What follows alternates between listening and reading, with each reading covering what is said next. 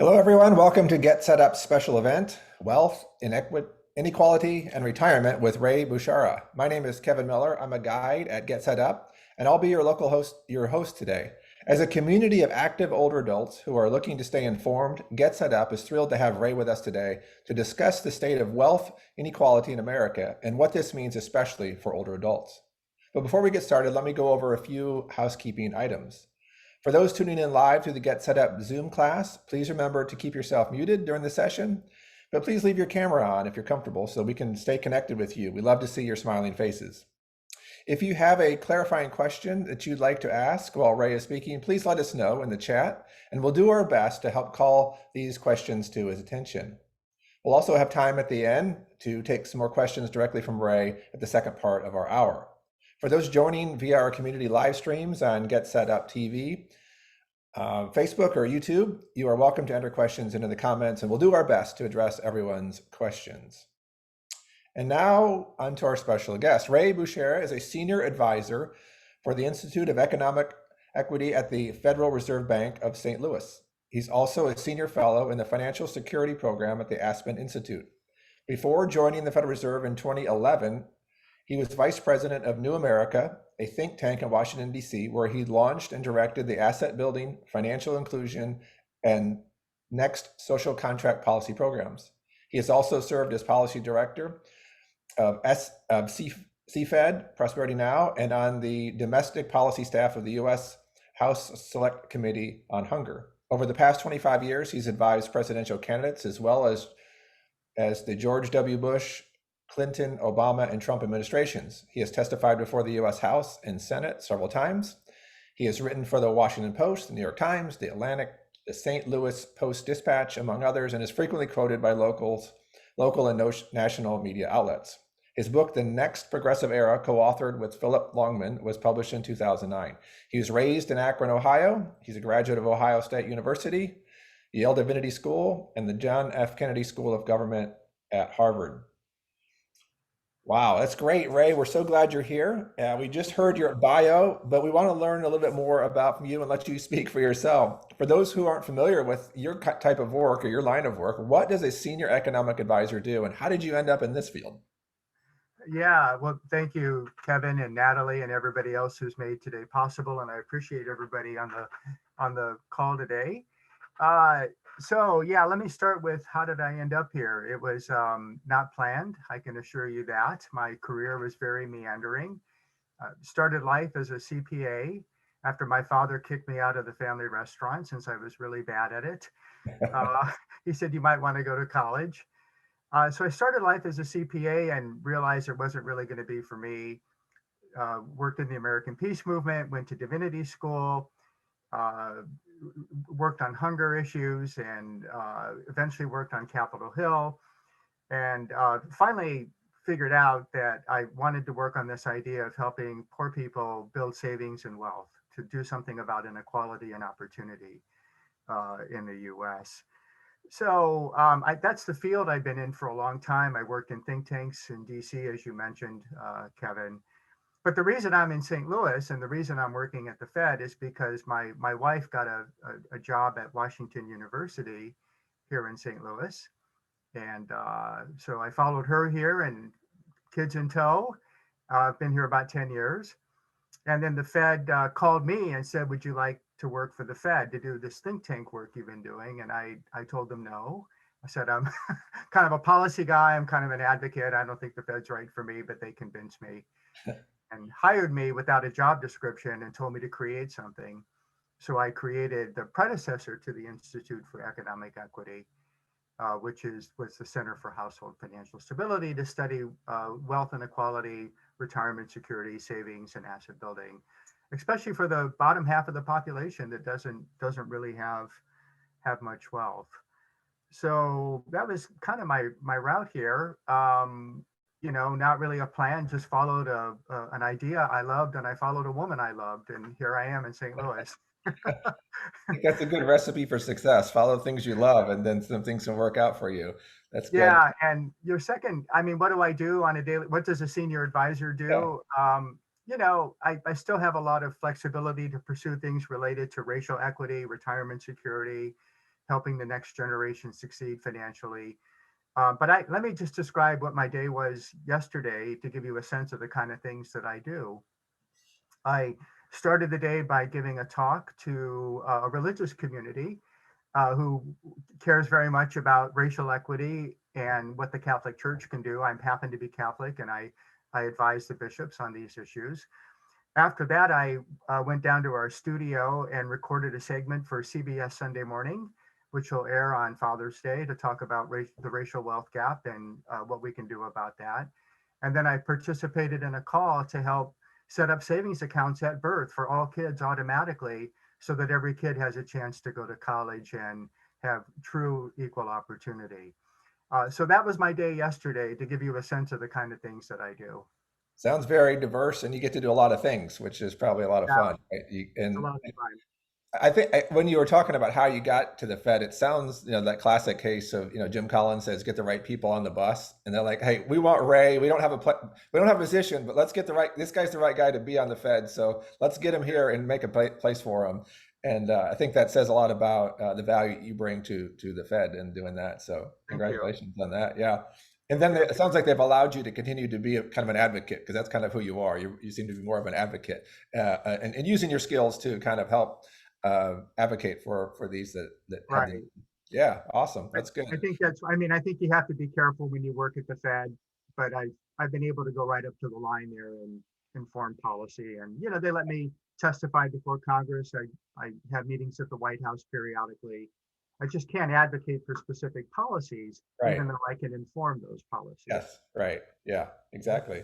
Well, I mean, your experience and your has gotten you to the table of some really important conversations with past presidential administrations and Congress, Mhm. to help with some key economic decisions. Do you have any stories that stand out, or anything you're super proud of, or any special behind the scenes anecdotes you can share with us? That's fine. Um, yeah, probably my one of my proudest accomplishments was back in 1998. So I was just starting to work on the Hill, and this professor here in St. Louis, it turns out, had come up with this idea that poor people need savings and assets too, not just wealthy people. But poverty policy in the U.S. said if you're poor, you can't save and build wealth. You will go kicked off of public assistance. You don't get the tax breaks.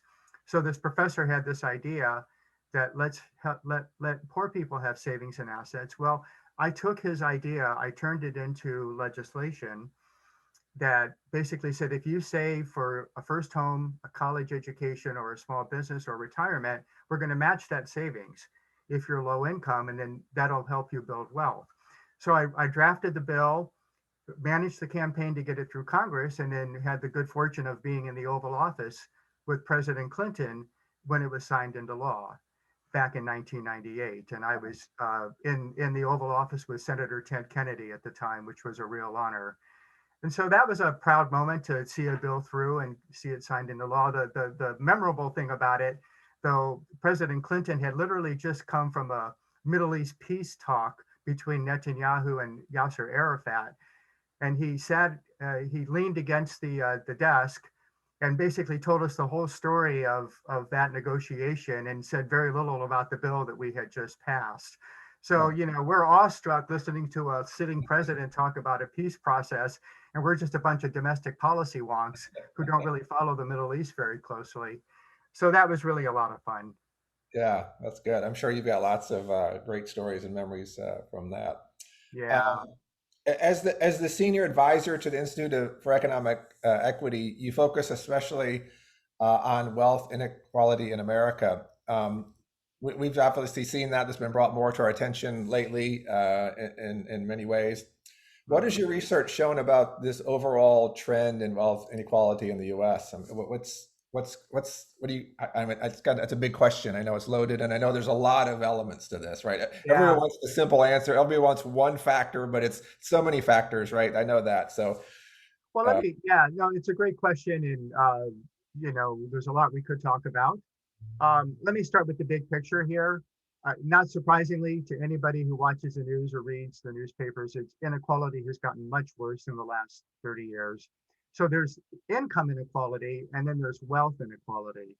Our focus is on wealth inequality. And by that, I mean your savings, your assets, less your debts, the things you own, right? Less the things you owe. And if you look at the concentration of wealth, it's far greater than the concentration of income in this country. So here are the trends. In the last 30 years, the top 1%, I'm sorry, the top 10% of the population uh, went from having 67% of the nation's wealth to having 76. So from 2/3 to about 3/4. That's a huge increase in 30 years. Everybody else lost wealth. So people who are in the next 40%, okay, basically people whose net worth is just under $1 million, their share of the nation's wealth went down from 30% to 22%. And the entire bottom half of the population saw their share of the nation's wealth go from 3% 30 years ago down to 1% today. So only the people in the top 10% are actually getting wealthier. And it's actually even a smaller percentage of that, the top 1%, that is getting extremely wealthy. So that's the overall trend. The other thing that I would point out is, well, if you break it down demographically, who's building wealth and who's not. And we found that the four strongest predictors of who's building wealth and who's not are first, kind of your age and your birth year. So younger generations are losing wealth relative to their parents at the same age, whereas older generations, while there's certainly a lot of poverty and food insecurity among older Americans, for the most part have built tons of wealth. Secondly, better educated people have built their wealth. So only college educated people and above have seen their wealth grow. The wealth of everybody else has shrunk who doesn't have a college degree. Third, women, they continue to have, depending on the estimates, anywhere from 1/3 to half the amount of wealth that men have. And then finally, people of color, have anywhere from 12 cents to 20 cents on the dollar for every $1 held by whites. And so, about the upper third of the nation using those demographic factors is building a lot of wealth, and everybody else is either flatlining or losing wealth. Right. And um, so that's a good overview of it. I mean, how do you get to that? How do you deal with that, right? I mean, how do you address some of those things? I'm jumping around a little bit here, but I want to dig into what you've kind of said to stay on context a little bit there. When you Mhm. see this separation, right? I mean, like we used to have like a upper class, middle class, lower class. We had a class system, and back in the day, that's kind of like evaporating, right? That's just kind of like there's the super wealthy, and then there's the bottom half, and that other category, that middle ground, is disappearing, right? That's kind of evaporating. It's getting squeezed. Yeah, That's it's getting correct. squeezed, Uh-huh. right? Yeah. And is some of the wealth growth, because it'd be one thing if one group was staying the same, but one is like accelerating, the other one's either staying the same or getting worse, right? That's the problem of it, right? It's not this. Mhm. That's the inequality of it, right? And so is the growth part? If you speak of the growth part on the top end, is that because of um, our ability to make money, and the way our country works that way, the open enterprise system that we have, is it because of that? Well, you know, what causes inequality is very complicated. There's a lot of things going on in the economy that create vast inequality. Uh, Public policy has a lot to do with it. So, uh, you know, for example, the tax system Yeah, used to be more progressive. It would redistribute wealth from wealthier families to less wealthy families. It does a lot less of that right now. We don't have unions representing lower wage workers, so their wages have declined, right?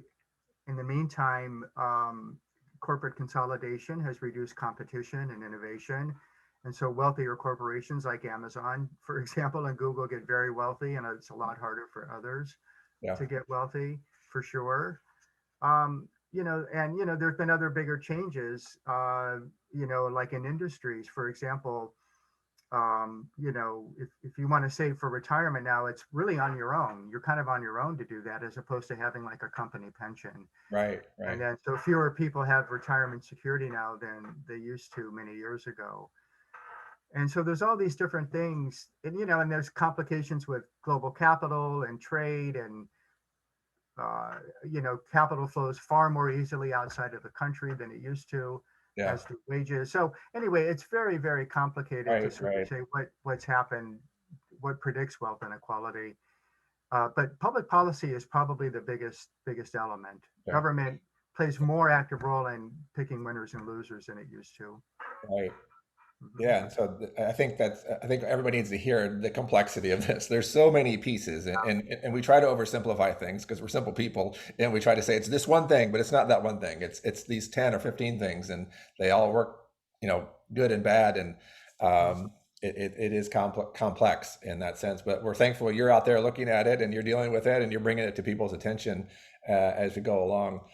How did the pandemic adjust any of this? Did anything shake out with this big blip in our our life this past year?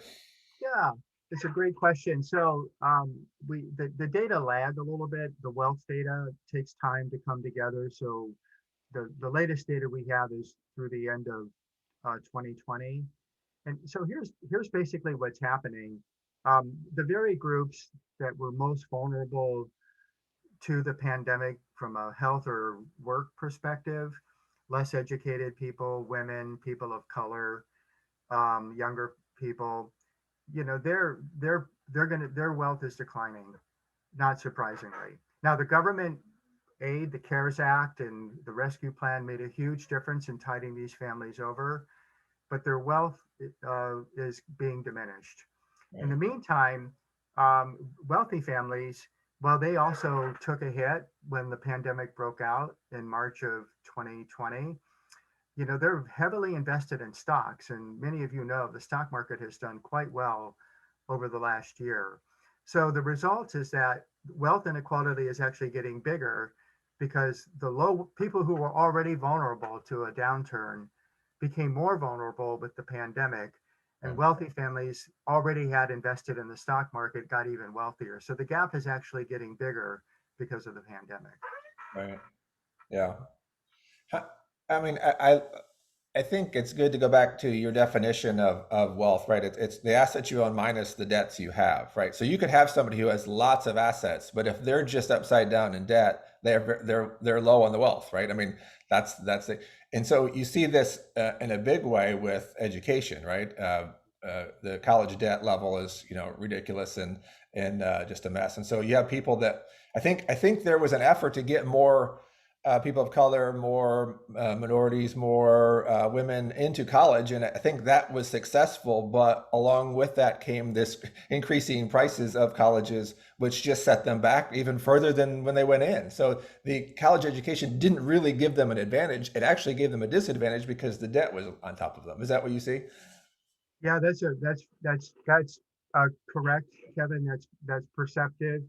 The So college, we did a big research symposium on this. College, for the most part, in a very general sense, pays. You come out ahead in terms of income and wealth if you have a degree versus if you don't. Okay, so that's the good news.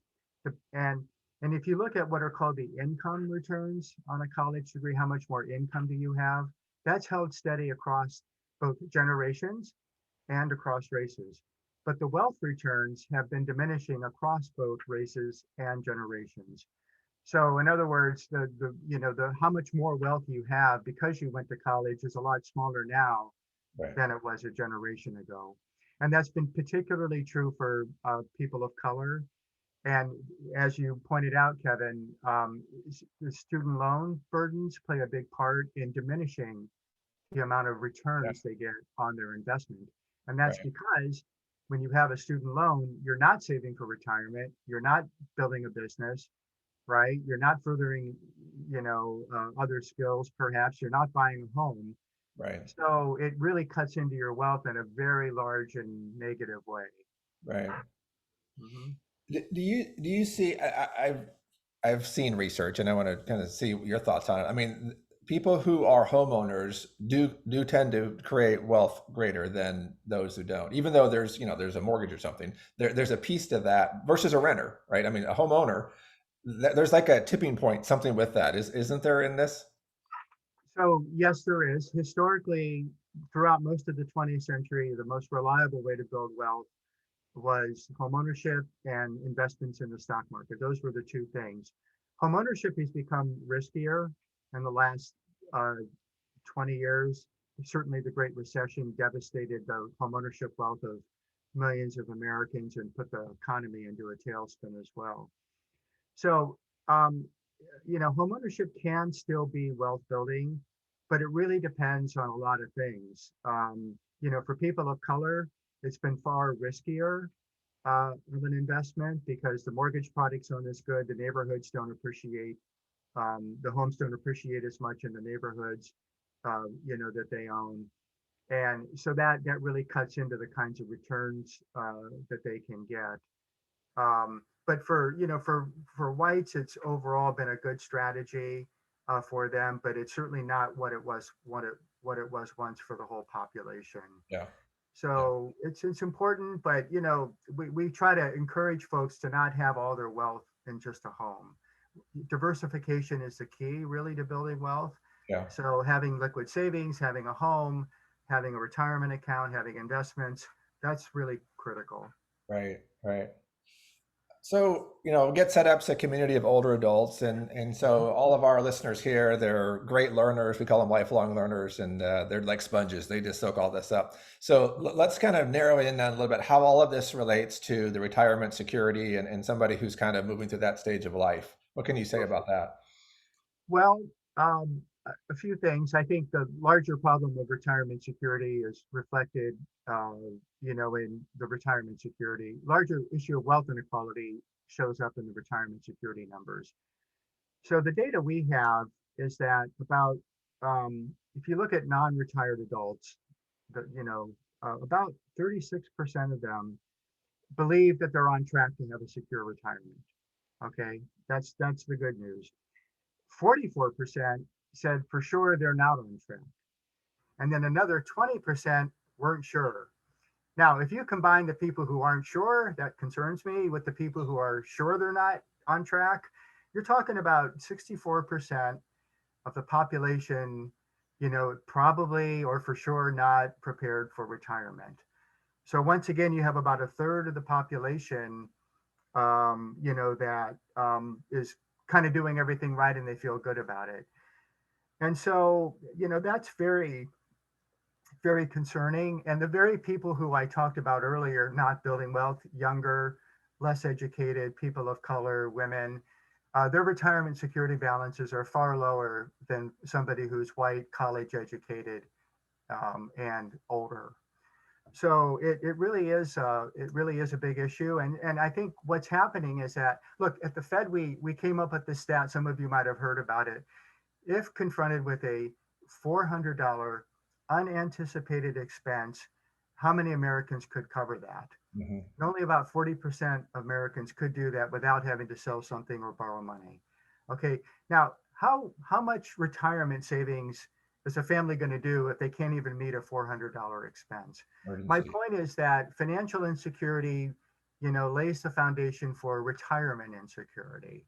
They're Hmm. very, very related. Yeah. So I think, and if you like, something like 25% of Americans took money out of their retirement accounts to cover an emergency expense. Right. That's very costly. So anyway, we're concerned about it.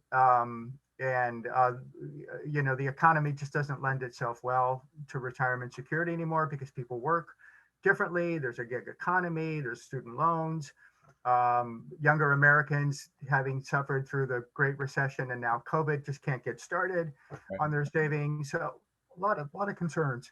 Yeah. I mean, the cost of living and our consumer mentality and all of that, right? I mean, we just keep spending and it's easy to buy stuff and I mean, people aren't taught to save anymore. That's just not a mentality of a younger person. That's an older generational thing that I think lends to the data that you're seeing, that the older generation has that, right? Well, there's actually some encouraging data that younger workers, for some reason, maybe it's a reaction to the Great Recession or something, but if offered a retirement plan, they're going to save at actually fairly higher rates than previous younger generations. Good. So that's encouraging. It doesn't mean they're saving enough. Yeah. But you just touched on something really important here, Kevin, which is most people just won't save on their own if they had to do it every month. It's so critical to put that on autopilot. Yeah. And the experiments through many years of research have found that putting somebody into a retirement plan automatically when they start a job is the surest way to increase retirement savings for the very people who need to do it the most. Right. And Yeah. if you don't have access to an employer plan, states are now doing this on behalf of their citizens who can't do it through their employer Right. as well. So I think that's the key, is just getting it on autopilot so you forget Yeah. about it. Right. I mean, hopefully we all know the power of compounding interest, right? I mean, you get that started and that machine's just running in the background. Yeah. Yeah. I mean, and so, I mean, is there a way to make a policy where that's forced? I mean, and that doesn't apply to our older generation, but I mean, there's never a time to not save. I mean, there's always, it's always good to save, but the sooner you start saving, the more it makes money for you over time. But That's is there a policy? I mean, is that something from a policy standpoint that could be done sure. to help? Yeah. Oh, it is happening. Congress has made it easier for companies to set up these automatic 401ks without incurring legal liabilities associated with that.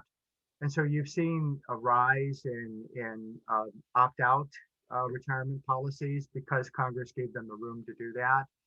And then there was a concern that half of all Americans still don't have access to retirement savings at work. And that's when states stepped in, and something like 10 states now actually, they call it secure choice.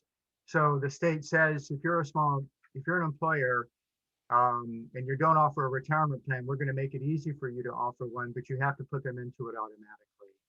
So Okay. public policy is making a big difference in this front. Now, it doesn't address how much money people have to save. That's a Yeah. bigger issue, but Right. at least they're getting into the plan. And the other thing I mentioned, it isn't just about compound interest. It's especially about investing.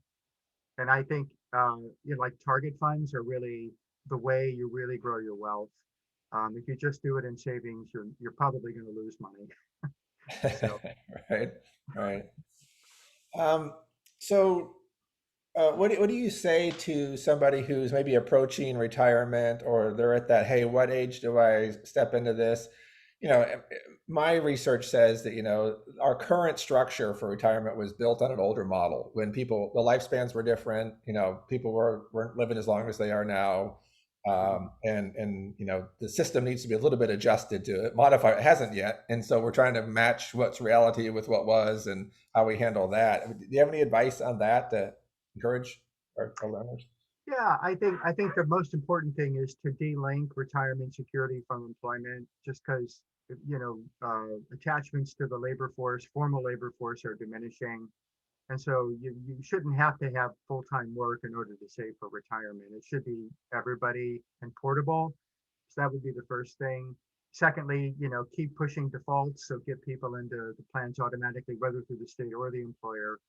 Third, I'd say start everybody on a path towards saving for retirement the day they're born. So I worked on an idea called a Roth at birth.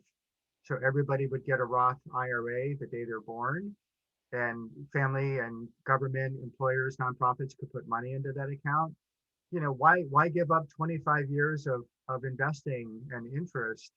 Um, you know, you lose. It's cheaper for the government to help people achieve retirement security if the market does the work, as opposed to taxpayers having to fund those accounts. Right. So I would encourage that whole process to start very early in life. Right. Oh, that's good.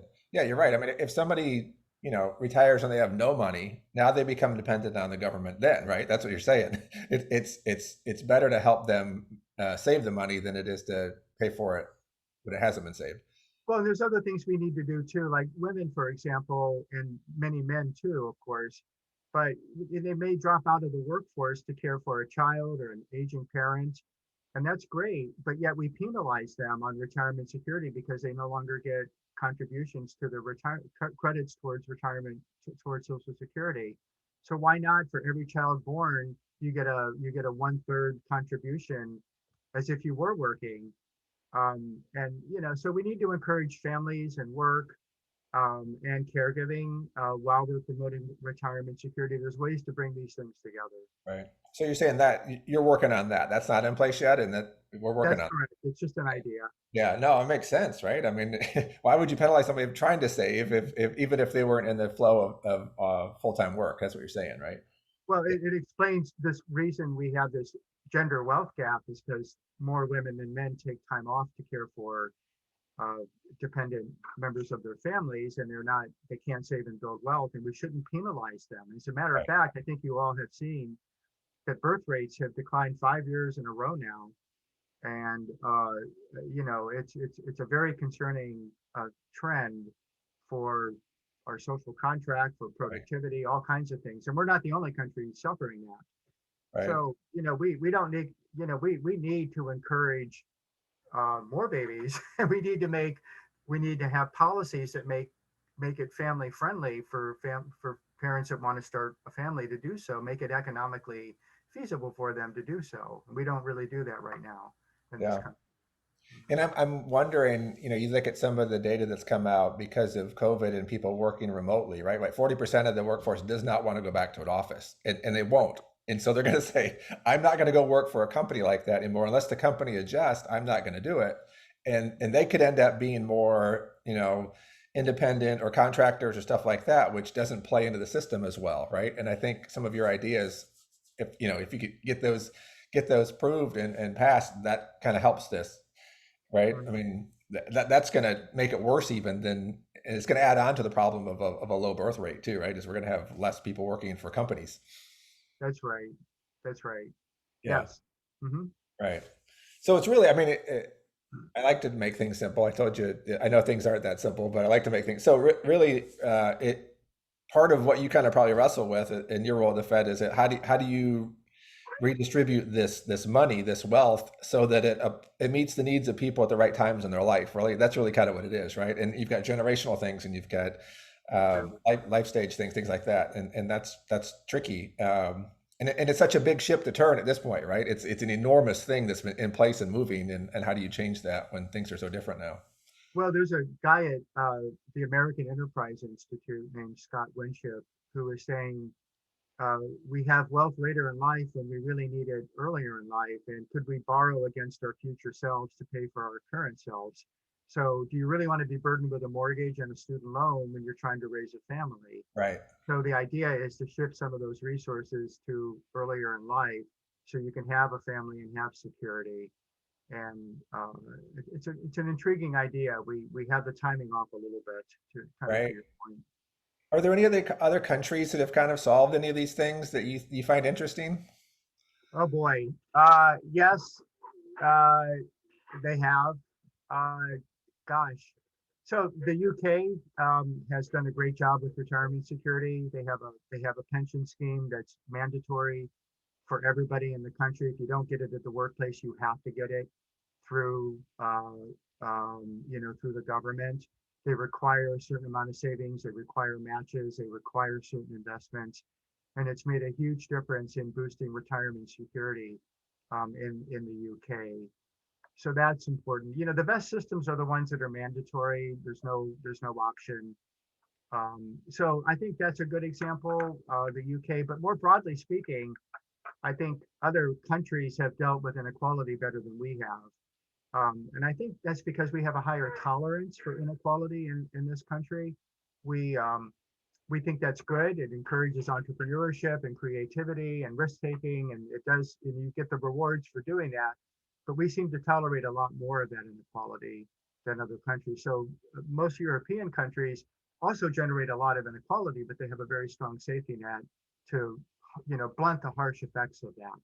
So, they tame it through taxation and a safety net, and it's expensive, but more people are more financially secure. so the one way to say it is that this country requires us to have more private wealth in order to have financial and retirement security than other countries where the state provides a little bit more of that security than people having to accumulate so much private wealth. So I think the real lesson there is if we had a stronger safety net, we wouldn't have so many financially vulnerable Americans right now. Yeah. But and you're saying build safety nets for the individual with their own assets, really? I mean, really, not so much taken from somebody else. I mean, because words have meaning, right? I mean, there's a way to force savings of your own money, and there's a way to tax people and give it to somebody else. There's a difference, right? Hmm. Yeah. Yeah, yeah. Oh, for sure, for sure. I mean, that's right. I mean, right. I mean, those are separate debates, but they're very related. And obviously, there's a big discussion about tax policy. We've been cutting taxes for a good 30 years now. And of course, President Biden seems interested in trying to raise some of those at the corporate and the individual level to pay for the very safety nets that I and others I think are important.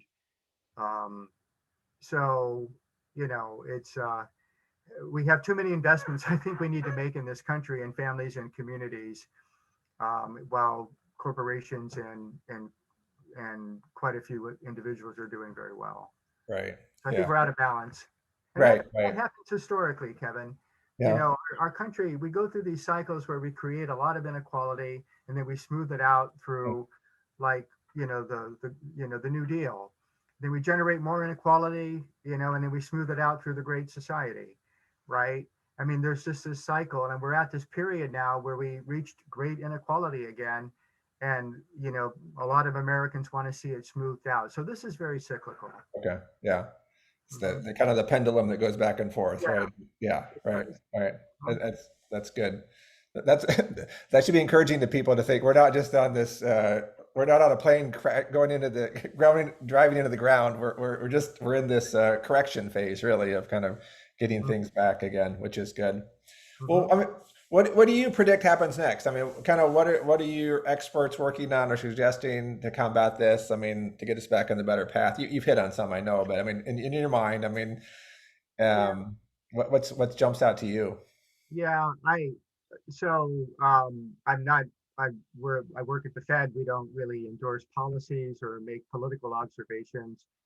But I do think that as I was just saying, I think the investments that the administration is making, which are supported by a wide swath of Americans, even if not by their party, by the Republican Party, are an indication that we have to make investments in technology and education early in life, later in life. Adding 2 years to free education at the beginning, for 3 and 4 year olds, and 2 years of free community college is really smart, I think.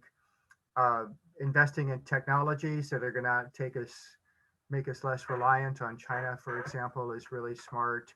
Yeah, Investing in the care infrastructure, as they call it, enables more families to have a family and to work, which I think is important.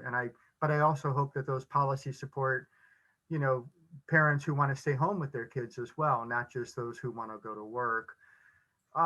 So these big investments the pandemic relief was critical, and I think the investments that the administration wants to make in the American Families Plan, the American Jobs Plan are the right thing. But more importantly, they reflect a historical precedent that we've underinvested for the last 30 years. Inequality suggested it's time to make those investments again, and I think that's exactly what's happening. Um, what I yeah, so I we sort of predicted that this time would come, and I just think it's good to see these kinds of investments being made. good, Big good. payoff. Hmm. Yeah. All right, let me share a couple questions, and if anybody has more questions, put them in chat, and I'll review them. We've got Susan's a volunteer at a faith-based nonprofit. She's trying to help people escape generational poverty. We know that's a problem, right? It just continues to keep going. How do you kind of break that poverty path? She said it's really difficult for an all-volunteer organization to tackle this. What types of public support can we access to help these efforts? Are you aware of anything It probably depends on where she lives and all of that, but I mean, I think the government has. I mean, I think whatever pandemic relief was offered through the government, whether it was the CARES Act or the Rescue package, take full advantage of those. As complicated as it might be to access those funds, we haven't had this much infusion of funds from a federal government in a long time. Definitely do that for sure. Um, the generational poverty issue is really hard because it's an economic issue, it's a cultural issue. I think one of the things that we've learned though is that you know you might not solve this problem in 5 years, but if you make more investments in kids when they're younger, it's yeah, going to have a bigger payoff when they're older. right, The research is so clear that early education, early nutrition, early assets, music, language, these have by far the biggest impact later in life. So reading to kids,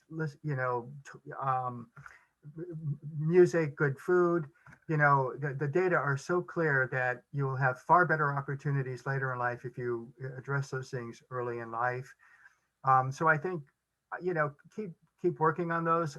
Going back to an idea I talked about earlier, something else that's working is not just setting up retirement accounts at birth, but setting up a college savings account for every kid at birth. 7 states in the US right now automatically set up a 529 college savings account for every kid when they're born.